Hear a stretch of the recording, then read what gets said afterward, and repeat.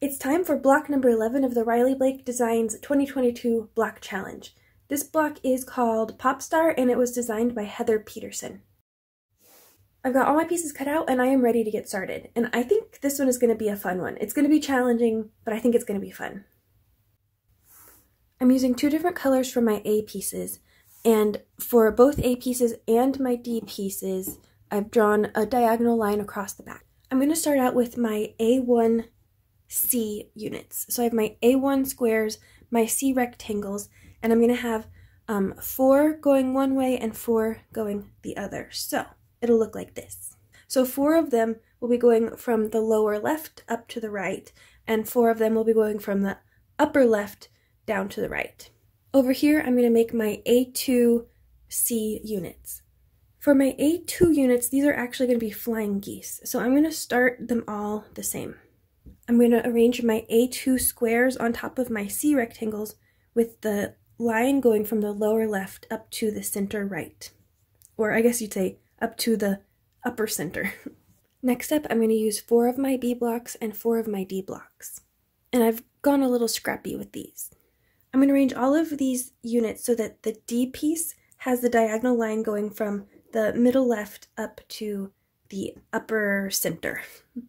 Now I'm going to take this whole batch over to my sewing machine and sew directly on the diagonal line for every single unit. Now I have 4 A1C units that look like this and 4 that look like that. And I can put these aside and start working on my flying geese and my little houses. I'm going to put my last 4 D blocks on top of these B blocks so that the upper left-hand corner is going down towards the right center. And I'm going to use the last of my A2 blocks to finish up my flying geese units. These ones will go from the upper left corner down to the lower right corner. And these 8 units here are the only things I'm taking to the machine this time.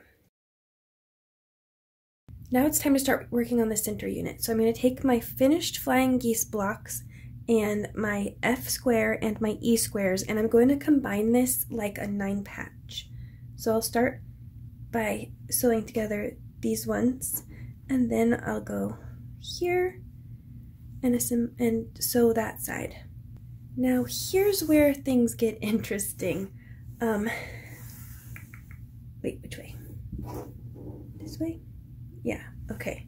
So I'm gonna take my A1C units and my little house unit, and I'm going to have to somehow match them so that these points meet. And I don't have a whole bunch of confidence in my piecing, so I'm just going to take one set as sort of a practice set over to the machine and see how things work out if I just eyeball it.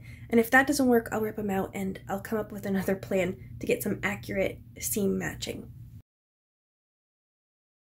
Okay, first attempt, and they're not exactly perfect, but they are definitely close enough, and that's good enough for me. So I'm going to go ahead and eyeball the rest of them, and I'm just going to be willing to rip out seams as I go if necessary.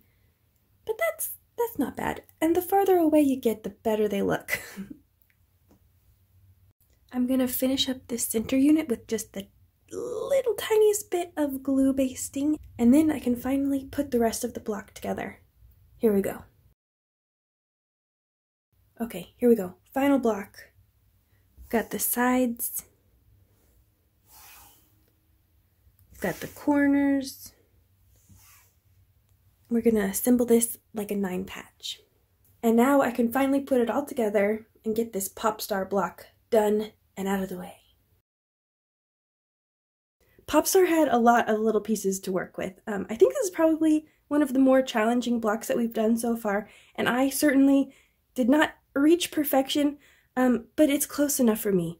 I'm not too picky about the details most of the time, and from a distance you can't tell. And most people see your quilt from a distance, so I just try to keep that in mind and not be too hard on myself.